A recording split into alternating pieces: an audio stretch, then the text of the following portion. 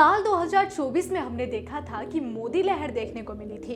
BJP ने bumper जीत हासिल की और केंद्र की सत्ता में भी बीजेपी काबिज हो गई। लेकिन हमने देखा कि दूसरी बार बीजेपी सत्ता में काबिज होने में सफलता हासिल कर लेती है। साल 2019 में जो लोकसभा चुनाव हुए उसमें भी मोदी लहर देखने को मिलती है और लगातार 2 बार जीत हासिल करने के बाद अब बीजेपी को पूरी उम्मीद है कि इस साल यानी 2024 में लोकसभा जो चुनाव होने वाले हैं इसमें भी बीजेपी एक बार फिर से तीसरी बार सरकार बनने में सफलता हासिल करेगी।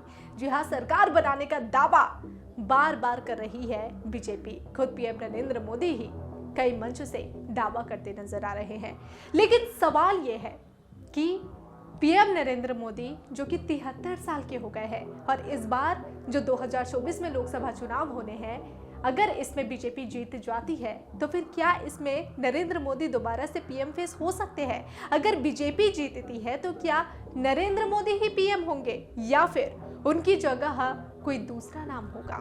क्या वो अमित शाह होंगे, नितिन गडकरी होंगे या फिर योगी आदित्यनाथ? इन तमाम सवालों का जवाब ढूंढने के लिए देखिए ये रिपोर्ट। 2014 में केंद्र की राजनीति में आने के बाद से प्रधानमंत्री नरेंद्र मोदी की लोकप्रियता लगातार बनी हुई है। उनका चेहरा आगे कर भारतीय जनता पार्टी ने कई विधानसभा चुनाव में जीत हासिल की है। 2019 के लोकसभा चुनाव में भी शानदार जीत हासिल हुई थी। सियासी गलियारों में इस बात की चर्चा है कि 2024 का लोकसभा चुनाव पीएम मोदी के लिए शायद आखिरी लोकसभा चुनाव हो। ऐसे में बीजेपी में उनके सियासी उत्तराधिकारी को लेकर चर्चाओं का बाजार गर्म है।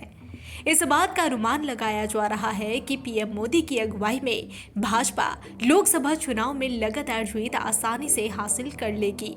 बता दें कि 2014 के बाद हुए चुनावों में पीएम मोदी विकास और सुशासन की राजनीति पर मुहर लगाकर देश की राजनीति के धुरी बने हुए हैं। इसमें कोई संदेह नहीं है कि पीएम मोदी भारत के सबसे लोकप्रिय नेता है। लेकिन बीजेपी को एक अच्छी चुनावी मशीन में बदलने के लिए अमित शाह है। अक्सर अपनी चुनावी रणनीतियों के लिए भाजपा के चाणक्य कहे जाने वाले अमित शाह की सावधानी पूर्वक योजना और पार्टी प्रमुख के रूप में राजनीतिक कौशल भाजपा के उदय के पीछे थे। तो वहीं उत्तर प्रदेश के मुख्यमंत्री के रूप में अपना दूसरा कार्यकाल पूरा कर रहे योगी आदित्यनाथ तेजी से पार्टी में ऊपर उठ रहे हैं। कार्यकर्ताओं के बीच उन्हें बड़ा सम्मान मिला है। उन्हें हिंदुत्व का प्रखर प्रचारक और अपराधियों पर कड़ी कार्यवाही करने के लिए जाना जाता है।